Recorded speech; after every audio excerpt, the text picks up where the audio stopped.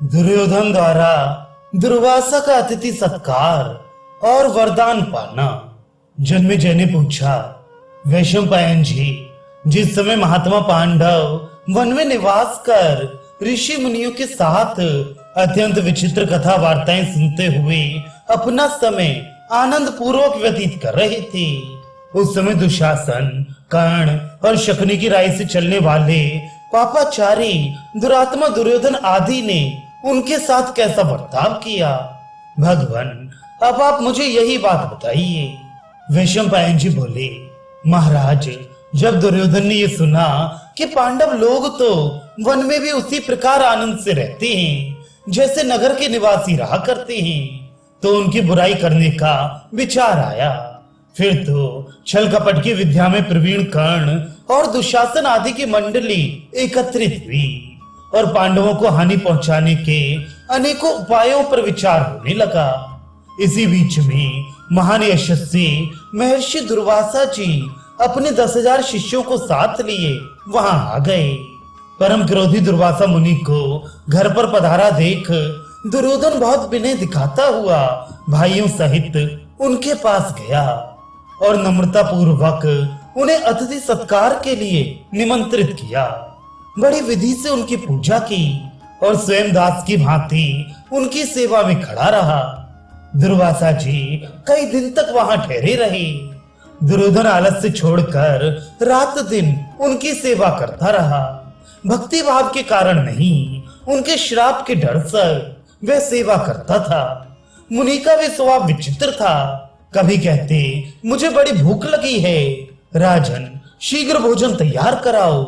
ऐसा कहकर नहाने चले जाते और वहां से लौटते खूब देर करके। आने पर कहते, आज तो भूख बिल्कुल नहीं है, खाऊंगा नहीं। ये कहकर दृष्टि से ओझल हो जाते।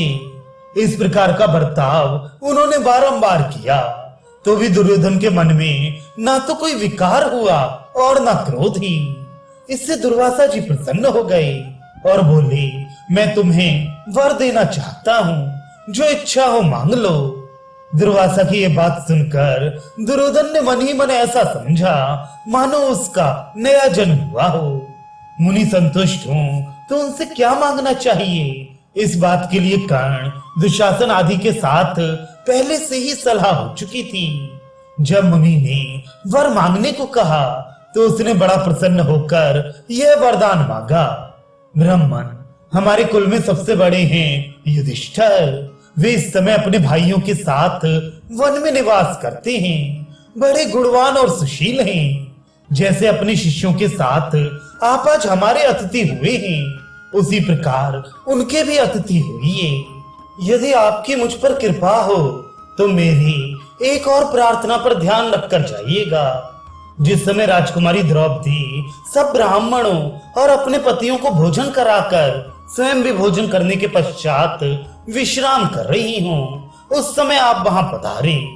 तुम पर प्रेम होने के कारण मैं ऐसा ही करूंगा। यही कहकर दुर्वासा जी जैसे आए थे वैसे ही चले गए।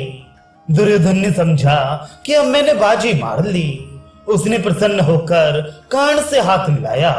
कर्ण ने भी कहा, बड़े सौभाग्य की बात है, अब तो काम बन गया।